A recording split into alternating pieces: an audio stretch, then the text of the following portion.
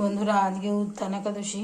তো যারা শুধু ফল খেয়ে থাকতে পারবে তাদের তো কোনো ব্যাপার না। যারা মনে করবেন যে ফল ছাড়াও অন্য কিছু রাতে হয়তো খেতে হবে, সেই জন্য এখানে আমি পেঁপে আর কাঁচা কলা নিয়েছি, আর দুটো কাঁচা লঙ্কা নিয়েছি, আর একটু হলুদ গোটা নিয়েছি, এটাকে একটু বেটে নেব। আর এখানে ঘি নিয়েছি, আর লবণ দেব এই যে বিট লবণ বা সন্দক লবণ।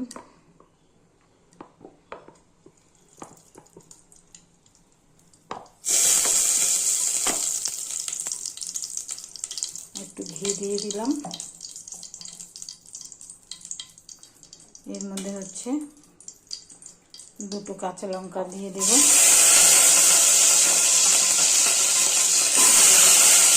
বেশি ভাজা ঘিটাকে বেশি গরম করা যাবে না, তাহলে পুড়ে যাবে। এই জন্য একটু গরম হয়ে আসলে দিয়ে দিতে হবে।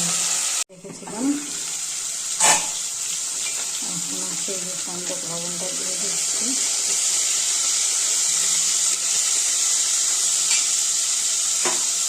দিয়ে একটু ভালো করতে হবে, আবার একটু ঢেকে রাখবো যাতে সেদ্ধ হয়।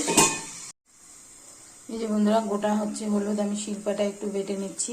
যারা মনে করবেন যে যাদের নিরামিষ মিক্সি আছে তারা কিন্তু মিক্সিতেও করে নিতে পারেন। হলুদটা আমার বাটা হয়ে গেছে, দিয়ে দিলাম।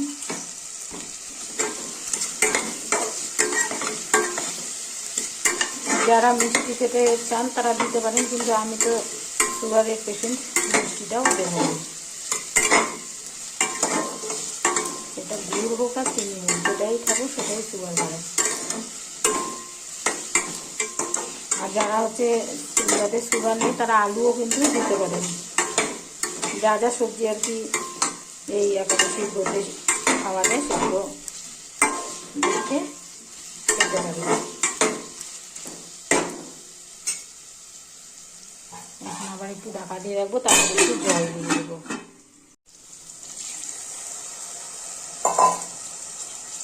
পাতায় একটু লেগেছিল, সেটাকে একটু ধুয়ে এর মধ্যে দিয়ে দিলাম, জল হিসাবেই দিলাম। তাহলে এটা একটু সেদ্ধ হয়ে যাবে। সেদ্ধ হয়ে গেলে এর মধ্যে আমি বাদাম ভেজে মিশিয়ে দেব, সেটাও দেখাচ্ছি বন্ধুরা। যে কড়াইতে আমি বাদামগুলো ভাজছি, এগুলোকে সুন্দর করে ভেজে অল্প সবজিটার মধ্যে মিশিয়ে দেবো। আর কিছুটা রেখে দেবো, যদি কখনো ইচ্ছা হয় তখন খাওয়া যাবে। আর একাদশীতে কিন্তু বাদাম ভাজাও খাওয়া যায়। এই যে বন্ধুরা, বাদামটা কড়াইতে ভেজে একটুখানি পাটায় বেটে নিলাম, এটাই হলো দেবো।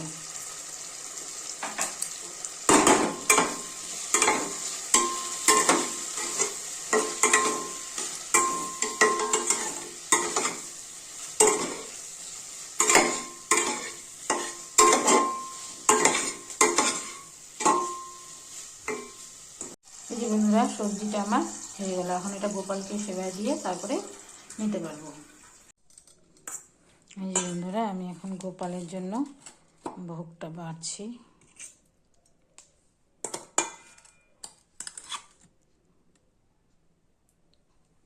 ঠান্ডা হোক, গরম গরম তো দেওয়া যাবে না।